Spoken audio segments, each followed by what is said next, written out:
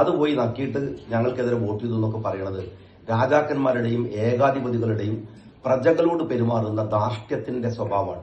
അത് പൗരന്മാരോട് പെരുമാറുന്നതല്ല. പൗരന്മാർക്ക് എത്ര വലിയ ആനുകൂല്യങ്ങൾ കൊടുക്കുമ്പോഴും അത് കൊടുക്കുന്നവന്റെ ഭാഗത്ത് നിന്ന് പറഞ്ഞാൽ അത് അവൻ ചെയ്യേണ്ട ഉത്തരവാദിത്വവും കിട്ടുന്നവന്റെ ഭാഗത്ത് നിന്ന് അതവന്റെ അവകാശവുമാണ്. ഈ ബോധത്തെ അട്ടിമറിക്കുന്ന ഒരു രീതിയാണ് പിണറായി വിജയൻ എന്ന് പറയുന്ന ഒരു ഏകധ്രുവത്തിലേക്ക് കഴിഞ്ഞ 9 വർഷമായിട്ട് കേരളത്തെ കൊണ്ടുപോയി എത്തിച്ച ഇടതുപക്ഷവും CPM-ഉം അവസാനം വാങ്ങുന്ന റിസൾട്ട് അതിന്റെ ഭാഗമായിട്ടുള്ളതാണ്. ഏതായാലും ഈ തെരഞ്ഞെടുപ്പിലെ ഒരു പൊതു റിസൾട്ട് LDF-ന്റെ ഭീകരമായ പരാജയത്തെ പോലെ തന്നെ UDF-ന്റെ അതിശക്തമായ ജയവും. പക്ഷേ ഒരുപാട് കാര്യങ്ങൾ പഠിക്കാനുണ്ട് എന്നത് തന്നെയാണ്. അത് ജയിച്ചതുകൊണ്ട് ഞങ്ങൾ വളരെ സന്തോഷത്തിലാണ്, വലിയ ആഹ്ലാദത്തിലാണ് ഞങ്ങൾ വിചാരിക്കുന്നില്ല.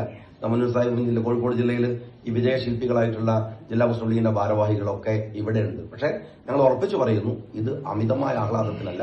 അങ്ങനെ ആഹ്ലാദിക്കാവുന്നതല്ലാത്ത ചില ഘടകങ്ങൾ കേരള രാഷ്ട്രീയത്തിൽ ഉണ്ടായിട്ടുണ്ട്. ഈ വർഗീയ ധ്രുവീകരണം ഒരു തരത്തിലും അത് LDF തോൽക്കുന്നത് കൊണ്ട് ഞങ്ങൾ അമിതമായി സന്തോഷിക്കുന്നില്ല. ഞങ്ങൾ ഇപ്പോഴും ആശങ്കപ്പെടുന്നു, BJP ഇവിടെ ഇരച്ചു കയറി വരുന്നത് കേരളത്തിന്റെ ഒരു സോഷ്യൽ ഫാബ്രിക്കിന് അല്ലെങ്കിൽ ഒരു സെക്യുലർ ഫാബ്രിക്കിന് ഒരു തരത്തിലും ഗുണമുണ്ടാക്കാവുന്നതല്ല.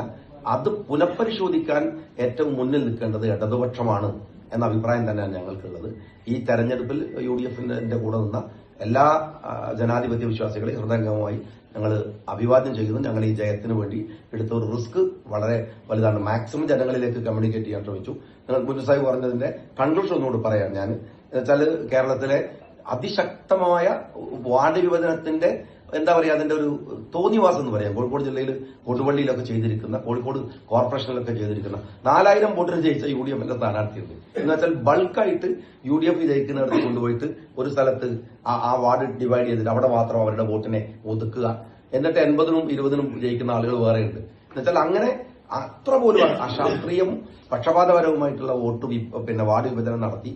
അതുപോലെ തന്നെ അധികാരത്തിന്റെ സകല സാധ്യതകൾ ഉപയോഗിച്ചിട്ടും അതിനെയൊക്കെ മറികടന്നിട്ടുള്ള UDF-ന്റെ ഈ മുന്നേറ്റം ചരിത്രത്തിലെ ഏറ്റവും മികച്ച മുന്നേറ്റം തന്നെയാണ്. കണക്കുകളുടെ പശ്ചാത്തലത്തിൽ 500ഓളം പഞ്ചായത്തുകൾ ചരിത്രത്തിലാദ്യമായിട്ടാണ് UDF-ന്റെ കയ്യിലേക്ക് വരുന്നത്.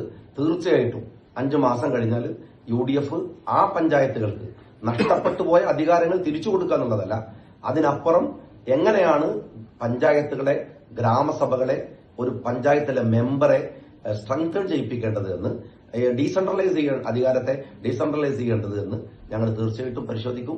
ഈ ജയത്തിന്റെ പിറകിലെ ആളുകളെ ഒരിക്കലൂടെ ഞങ്ങൾ അഭിവാദ്യം ചെയ്യാം.